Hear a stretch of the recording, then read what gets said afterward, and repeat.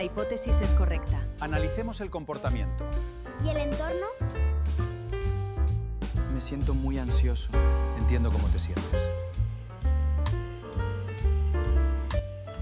Seguramente cuando piensan en ciencia, se imaginan a alguien con bata blanca, un laboratorio, una lista de leyes y una fórmula matemática perfecta. Pero ¿es la ciencia solo una cuestión de matemáticas, de lógica y metodología? ¿Qué pasa si les digo que la ciencia se parece más a jugar al tenis o a comprar una entrada para un recital? En esta unidad 1 vamos a desarmar la ciencia para ver qué tiene adentro. Para eso vamos a usar los textos de Jarré y Echeverría. Ellos son los que nos van a ayudar a entender que la ciencia es una práctica humana, entre otras, situada en diferentes contextos, y que para ser buenos psicólogos necesitamos entender las reglas del juego de la ciencia que no siempre están escritas. Así que allá vamos.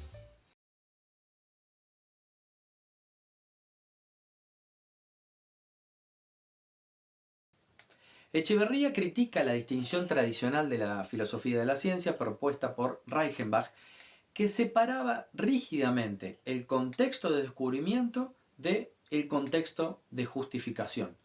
En el primero teníamos los problemas de cómo se genera conocimiento nuevo, que no interesaban, según Reichenbach, a la filosofía de la ciencia.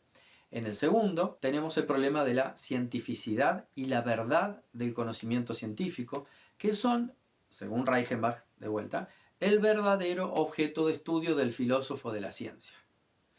Echeverría argumenta que esta distinción es insuficiente para abarcar la complejidad total de la actividad científica. La ciencia es una práctica humana que incluye aspectos sociológicos, antropológicos, filosóficos y profesionales que no se restringen solamente a los aspectos lógicos de su conocimiento, ¿no? Del conocimiento que produce la ciencia. Por ello propone una alternativa con 4 contextos de la actividad científica y del conocimiento científicos. Contextos que están interrelacionados y que son mutuamente influyentes. El contexto de educación. La ciencia no existe si no se enseña.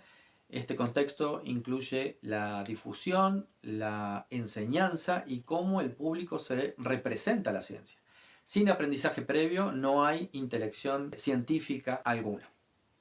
El segundo contexto, el contexto de innovación, es el equivalente al contexto de descubrimiento de Reichenbach, pero Echeverría resalta que aquí no solo se descubren verdades y nos invita a reconocer que en ciencia también se inventan y se producen nuevos artefactos, modos de clasificar, técnicas y métodos. Es decir, es el ámbito donde se reconstruye la tecnociencia. El siguiente contexto es el de evaluación. Es el equivalente al contexto de justificación de Reichenbach, donde se valoran los descubrimientos y las innovaciones. Pero claro, acá Echeverría advierte que en la aceptación del conocimiento científico no solo importa la verdad o la falsedad del conocimiento. No son los 2 únicos valores que se utilizan para evaluar el conocimiento, sino que también entran en juego valores como la fiabilidad y hasta intereses sociales e históricos. Por último tenemos el contexto de aplicación, que es cuando la ciencia sale de las aulas, sale del laboratorio y va a la calle, por decir así, para modificar y mejorar el mundo. Por ejemplo, cuando un psicólogo usa su conocimiento para ayudar a una persona o a un grupo de personas, una institución o una comunidad. Aquí aplican valores como la funcionalidad, la eficacia, la eficiencia, la rentabilidad o la utilidad social. En síntesis, la actividad científica es una actividad compleja que se desarrolla en 4 ámbitos que interactúan recíprocamente, superando la visión simplista de la ciencia como algo alojado en los libros y en el laboratorio.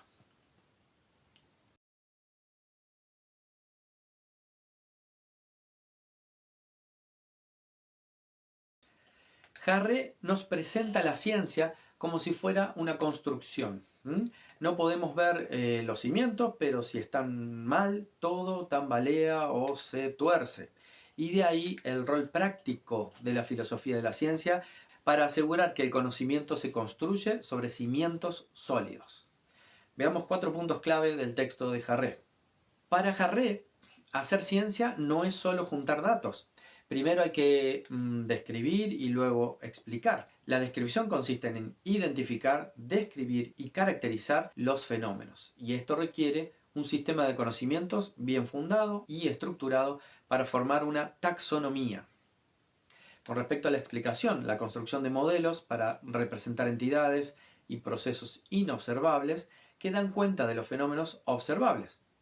Por todo esto, una disciplina científica va a ser un híbrido, digamos, ¿no? Y si entendemos la psicología como un híbrido, la psicología entonces no será solamente algo uniforme, sino que contará con una primera parte descriptiva, que incluye el estudio naturalista de lo que la gente hace y experimenta, es decir, sus pensamientos y sus sentimientos, y una segunda parte explicativa que incluye la investigación neurológica y la postulación de mecanismos cerebrales que explican los fenómenos psicológicos descritos en la primera parte.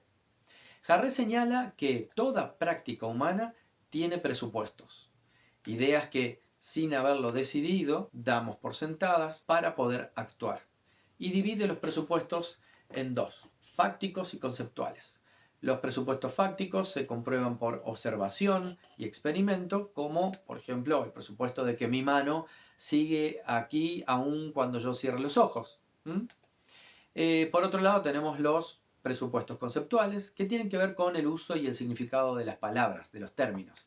Es decir, palabras como dinero. ¿Qué significa la palabra dinero? No es una cuestión de hecho, no es una cuestión fáctica. Los presupuestos conceptuales se evalúan mediante el análisis de su plausibilidad, su utilidad y su coherencia dentro de ciertos sistemas conceptuales. La filosofía de la ciencia se dedica a esclarecer y evaluar críticamente presupuestos conceptuales de la ciencia. Sobre la postulación de inobservables existe una pelea clásica que menciona Jarré. La discusión entre el positivismo y el realismo. El positivismo dice que solo existe lo que podemos observar con nuestros sentidos. El realismo sostiene que los científicos usan la imaginación y las analogías para postular y conocer procesos inobservables, como por ejemplo los átomos o los genes, que son los que permiten explicar lo que sí vemos. Según Jarré, el positivismo y un empirismo simplista han ejercido una influencia perniciosa sobre la psicología, como la que se vio en el conductismo. Jarré, en cambio, defiende el realismo porque permite ir más allá de lo perceptible. En general, detrás de las clasificaciones descriptivas y modelos explicativos hay una serie de presupuestos. El conjunto de presupuestos sobre lo que hay en el mundo es denominado por Jarré como su ontología. Es decir, la ontología de una disciplina es el catálogo de entidades que se asume que existen en el dominio de aplicación de una ciencia y lo que el filósofo de la ciencia se encarga de explicitar y evaluar.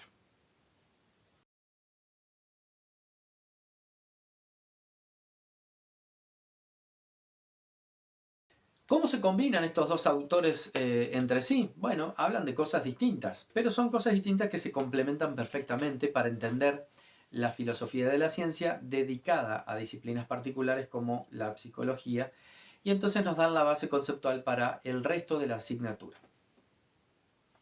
Ambos autores convergen en una fuerte crítica a las visiones tradicionales y limitadas de la ciencia. Ambos valoran el rol de la filosofía para estudiar la ciencia, entendiendo que la ciencia es una práctica humana compleja, no solo un conjunto de verdades en un libro. Ambos ven que la ciencia implica acción y transformación, no solo búsqueda de verdad. Las diferencias no son contradictorias, sino que son de foco. Echeverría tiene una mirada más amplia y como externa, mostrando la ciencia en diferentes contextos dentro de la sociedad y mostrándonos distintas etapas, podríamos decir, son distintos contextos, distintas fases, por las que pasa el conocimiento científico, desde que se produce y se valida hasta que se enseña y se aplica. Jarré, en cambio, se enfoca más en la estructura interna y los fundamentos ontológicos del conocimiento científico, siendo su principal preocupación la validez metodológica y la coherencia conceptual necesaria para la producción de conocimiento. De lo macro a lo micro, Echeverría nos da el marco social, los contextos, y Jarré nos proporciona la estructura y las herramientas de análisis conceptual que operan dentro de ese marco. Por ejemplo, el contexto de innovación y de evaluación, señalados por Echeverría, serían los contextos donde se generan y se evalúan los modelos explicativos y la coherencia conceptual de esos modelos, que es de lo que nos habla Jarré. Apostamos a una filosofía de la psicología que acorte la distancia entre el estudio de los fundamentos y el desarrollo concreto de la disciplina. Echeverría, al incluir la educación y la aplicación, expande el ámbito de interés de la filosofía de la ciencia, y Jarré, al exigir un escrutinio de las reglas que guían la práctica científica, de describir y explicar, garantiza la solidez conceptual de lo que se descubre, se valida, se enseña y se aplica. En resumen, Echeverría amplía los contextos donde buscar la actividad científica y Jarré nos enseña cómo analizar sus fundamentos en el contexto de innovación mediante la generación de descripciones y explicaciones y el contexto de evaluación.